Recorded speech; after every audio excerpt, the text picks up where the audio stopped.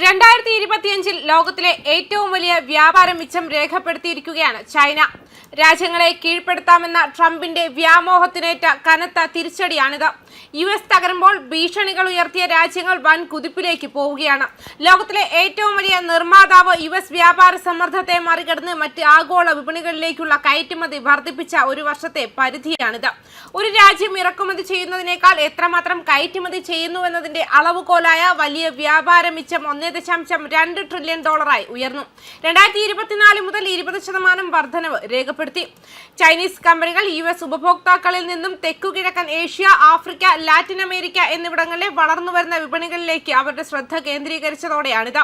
ചരിത്രപരമായി ചൈനയുടെ ഏറ്റവും വലിയ ഒറ്റ വിപണിയായ US-ലേക്കുള്ള ചൈനയുടെ കയറ്റുമതി മുൻവർഷത്തെ അപേക്ഷിച്ച് 2025 മൊത്തത്തിൽ 19.5% കുറഞ്ഞു.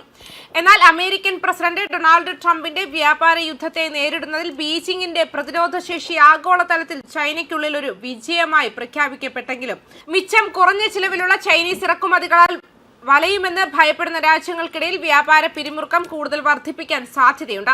ലോകത്തിലെ ഏറ്റവും വലിയ രണ്ട് സമ്പദ് വ്യവസ്ഥകൾ കഴിഞ്ഞ വർഷം മുഴുവൻ പരസ്പര വ്യാപാര ഏറ്റുമുട്ടലിൽ ഏർപ്പെട്ടതിനാൽ US-ലേക്കുള്ള കയറ്റുമതി കുത്തനെ ഇടിഞ്ഞിട്ടും പ്രത്യേകിച്ച് ഇലക്ട്രിക് വാഹനങ്ങൾ പോലുള്ള പ്രധാന മേഖലകളിൽ രാജ്യത്തിന്റെ ഇടുതലിന്റെ അടയാളമായി ചൈനീസ് ഉദ്യോഗസ്ഥർ ശക്തമായി വ്യാപാരം ഉയർത്തിക്കാട്ടി.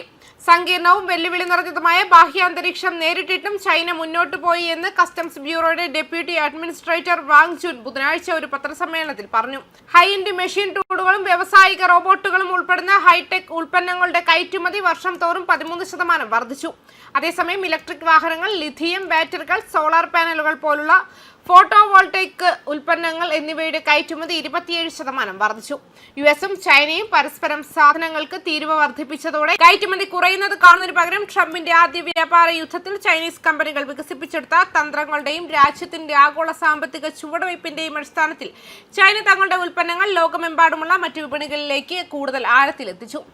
US-ന് പുറത്തുള്ള മേഖലകളിലേക്കുള്ള കയറ്റുമതിയിൽ ഗണ്യമായ വർധനവുണ്ടായി. ആഫ്രിക്കയിലേക്ക് അയച്ച സാധനങ്ങളുടെ മൂല്യം 26.5%, തെക്കുകിഴക്കൻ ഏഷ്യൻ രാജ്യങ്ങളുടെ association 14%, European union 9%, Latin America 8% എന്നിങ്ങനെയാണ് വാർഷികാടിസ്ഥാനത്തിൽ വർധനവ് രേഖപ്പെടുത്തിയത്. ഇത് ലോകമെമ്പാടുമുള്ള പ്രധാന വ്യാപാര പങ്കാളികളുമായി സംഘർഷങ്ങൾക്ക് കാരണമായി. അന്യായമായ വ്യാപാര രീതികളെക്കുറിച്ചും ചൈനീസ് ഉൽപ്പന്നങ്ങളുടെ കടന്നുകയറ്റം അവരുടെ പ്രധാന ആഭ്യന്തര വ്യവസായങ്ങളെ ദോഷകരമായി ബാധിക്കുമെന്നും തൊഴിലുകളെ ബാധിക്കുമെന്നും സാമ്പത്തിക സുരക്ഷയ്ക്ക് ഭീഷണിയാകുമെന്നും അവർ ആശങ്ക പ്രകടിപ്പിച്ചിട്ടുണ്ട്. അടുത്തിടെ ബീജിംഗ് സന്ദർശിച്ച ഫ്രഞ്ച് പ്രസിഡന്റ് ഇമ്മാനുവൽ മാക്രോൺ ചൈനയുമായുള്ള തന്റെ രാജ്യത്തിന്റെ വർദ്ധിച്ചുവരുന്ന വ്യാപാര അസന്തുലിതാവസ്ഥയെ സുസ്ഥിരമല്ലെന്ന് വിശേഷിപ്പിച്ചു. ആഭ്യന്തര ഉപഭോഗം വർദ്ധിപ്പിക്കാനും കയറ്റുമതി നിയന്ത്രിക്കാനും ബീജിംഗിനോട് ആവശ്യപ്പെട്ട യൂറോപ്യൻ നയരൂപീകരണക്കാരുടെ വാക്കുകൾക്ക് സമാനമാണിത്. എന്നിരുന്നാലും കഴിഞ്ഞ വർഷം മുഴുവൻ ശക്തമായ കയറ്റുമതി ബീജിംഗിന് മാസങ്ങൾ നീണ്ട വ്യാപാര ചർച്ചകളിൽ US-ഉമായി സമവായത്തിൽ നിൽക്കാൻ ആവശ്യമായ ആത്മവിശ്വാസം നൽകി. ഒക്ടോബറിൽ ട്രംപും ചൈനീസ് നേതാവ് ഷീ ജിൻപിങ്ങും കൂടിക്കാഴ്ച നടത്തി ചൈനീസ് ഉൽപ്പന്നങ്ങളുടെ പുതിയ താരിഫ് 20% കുറയ്ക്കുന്ന ഒരു ഉടമ്പടിക്ക് സമ്മതിച്ചപ്പോൾ ഇതൊരു ഉന്നതിയിലെത്തി. ആ വർഷം ആദ്യം താരിഫ് 145% വരെ ഉയർന്നിരുന്നു. ഇറാനുമായി വ്യാപാരം നടത്തുന്ന രാജ്യങ്ങൾക്ക് പുതിയ 25% തീരുവ ഏർപ്പെടുത്തേണ്ടി വരുമെന്ന് ട്രംപ് തിങ്കളാഴ്ച പറഞ്ഞെങ്കിലും ആ വെടിനിർത്തൽ നിലവിലുണ്ട്. ടെഹ്റാനിലെ ഭരണകൂടത്തിന്റെ പ്രധാന സാമ്പത്തിക ജീവനാഡിയായ ചൈനയ്ക്ക് ഉയർന്ന തീരുവ ചുമത്താൻ സാധ്യതയുള്ള ഒരു പ്രഖ്യാപനം.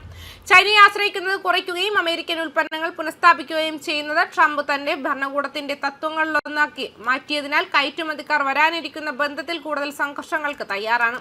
ചൈനയുടെ വ്യാവസായിക അമിതശേഷി എന്ന് പൊതുവെ വിളിക്കപ്പെടുന്നതിൽ നിന്നും ആഭ്യന്തര വിപണികളെ സംരക്ഷിക്കാനുള്ള വഴികൾ രാജ്യങ്ങൾ കൂടുതലായി പര്യവേക്ഷണം ചെയ്യുന്ന സാഹചര്യത്തിൽ ലോകത്തിന്റെ മറ്റ് ഭാഗങ്ങളിലേക്കുള്ള കയറ്റുമതി നിലവാരം വരും വർഷത്തിലും നിലനിർത്താൻ ചൈനയ്ക്ക് കഴിയുമോ എന്ന് വിശകലന വിദഗ്ധർ ചോദ്യം ചെയ്യുന്നു. വളർച്ചയുടെ എഞ്ചിനായി ചൈന കയറ്റുമതിയെ ആശ്രയിക്കുന്നത് ആഭ്യന്തര വെല്ലുവിളികളുമായി ബന്ധപ്പെട്ടിരിക്കുന്നു. കാരണം സ്വത്ത് മേഖലയിലെ പ്രതിസന്ധി സമ്പദ് വ്യവസ്ഥയെ വലിച്ചിഴയ്ക്കുന്നു. ആഭ്യന്തര ഉപഭോഗം വർദ്ധിപ്പിക്കുന്നതിനും ആഗ്രഹിച്ച മാതൃക കൈവരിക്കുന്നതിനും അധികാരികൾ പാടുപെട്ടു. അതിൽ രാജ്യത്തിന്റെ വിശാലമായ ഉൽപാദന മേഖല സ്വദേശത്തും വിദേശത്തും ശക്തമായ ഡിമാൻഡ് കൊണ്ട് ഊർജ്ജസ്വലമാക്കുന്നുണ്ട്. ന്യൂസ് ഡെസ്ക് കർമ്മ ന്യൂസ്.